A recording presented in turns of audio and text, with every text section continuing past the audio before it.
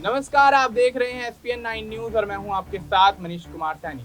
महाराष्ट्र में होने वाले विधानसभा चुनाव में मुख्यमंत्री के चेहरे को लेकर महाविकास आघाड़ी यानी MVA में तकरार जारी है। दरअसल राष्ट्रवादी कांग्रेस पार्टी शरद चंद्र पवार के अध्यक्ष शरद पवार ने बुधवार को कहा कि महाराष्ट्र विधानसभा चुनाव से पहले MVA को मुख्यमंत्री पद का चेहरा घोषित करने की कोई भी जरूरत नहीं है। पवार ने कहा कि मुख्यमंत्री कौन होगा इस संबंध में फैसला चुनाव परिणामों के बाद ही किया जा सकता है। उन्होंने आगे कहा कि मुख्यमंत्री पद का उम्मीदवार इस आधार पर तय किया जाएगा कि गठबंधन में कौन सी पार्टी सबसे अधिक सीट जीतती है।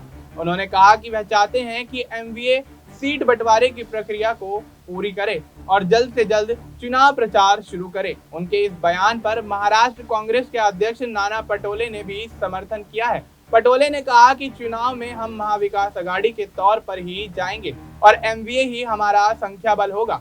CM हम बाद में तय करेंगे। दोनों नेताओं के बयान के बाद सियासी गलियारों में ये माना गया है कि इससे उद्धव ठाकरे की दावेदारी कमजोर होगी।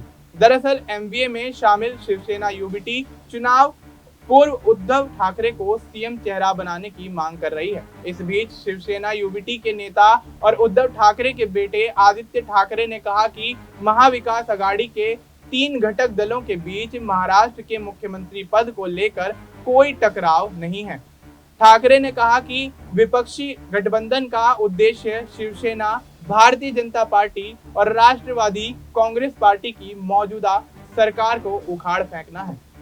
आदित्य ठाकरे ने छत्रपति संभाजीनगर, जालना, परभणी, हिंगोली और नांदेड़ जिलों के बारिश प्रभावित गांवों का दौरा करने से पहले कहा कि यह स्पष्ट है कि हमारी लड़ाई किसी के खिलाफ नहीं है, यह महाराष्ट्र सरकार के खिलाफ है और हम चाहते हैं कि इस सरकार को राज्य की सत्ता से हटा दें। यह हमारा प्रमुख उद्देश्य है। MVA के मुख्यमंत्री पद के दावेदार का नाम चुनाव के बाद तय होने के बाद शरद पवार के बयान पर उन्होंने कहा कि यह सही है, आंतरिक चर्चा होगी। कोई भी मुख्यमंत्री पद के लिए नहीं लड़ रहा है, लेकिन सीटों को लेकर रस्साकशी हो सकती है। सभी हर सीट पर दावा करेंगे। शिवसेना UBT अध्यक्ष उद्धव ठाकरे के भाजपा के साथ गठबंधन छोड़ने के बाद भाजपा को नुकसान होने के पूर्व केंद्रीय मंत्री राव साहब दानवे के बयान के बारे में पूछे जाने पर ठाकरे ने कहा, पहली बार बीजेपी ने कुछ सच कहा है। अब देखना दिलचस्प होगा कि MVA क्या आने वाले समय में मजबूत होता हुआ नजर आएगा और यहाँ पर भारतीय जनता पार्टी के साथ साथ NDA गठबंधन को एक बड़ा झटका लगता हुआ नजर आ सकता है या फिर नहीं। फिलहाल आपको इस मुद्दे पर क्या कुछ लगता है, आप अपनी राय हमें कमेंट करके बता सकते हैं। बाकी देश और दुनिया से जुड़ी तमाम जानकारी के लिए आप देखते रहिए SPN 9।